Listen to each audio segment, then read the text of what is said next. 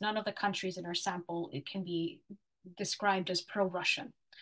We do, however, find three distinct groups. So in the first group, what we call the staunchest supporters, right? Support for Ukraine is more enthusiastic.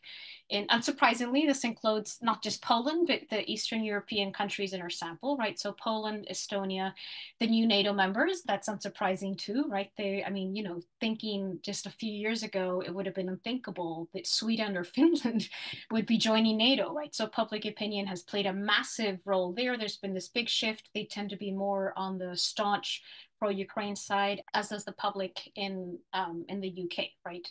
Publics in the UK tend to be more supportive of military action compared to the members of the public in other European countries.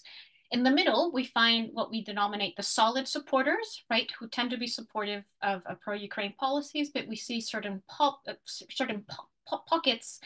that are more pro-Russia in these countries. So these solid supporter countries include France, Germany, and Spain. And then we have Italy and Hungary that I should note, again, tend to be more supportive of Ukraine than they certainly are of Russia, but they're closer to the fence, right? So they're not as supportive as these other two groups of countries. Even in countries that tend to be supportive of Ukraine, you have, again, pockets within these national countries where there are certain groups of people that are more likely to sympathize with the Russian point of view.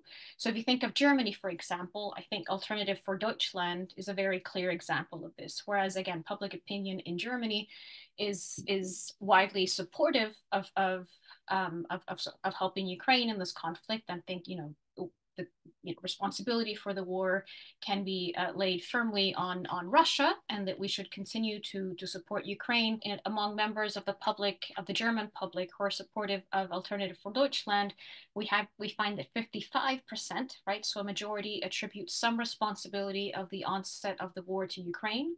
And within members of the same party, we find that 56% of people who support Alternative for Deutschland would urge Ukraine to concede some territory to Russia. We also find these differences in age, right? So people who are older, who have understand what the Soviet Union is, have that historical link, are more likely to be stronger in terms of their how supportive they are towards Ukraine in this conflict compared to the younger cohorts.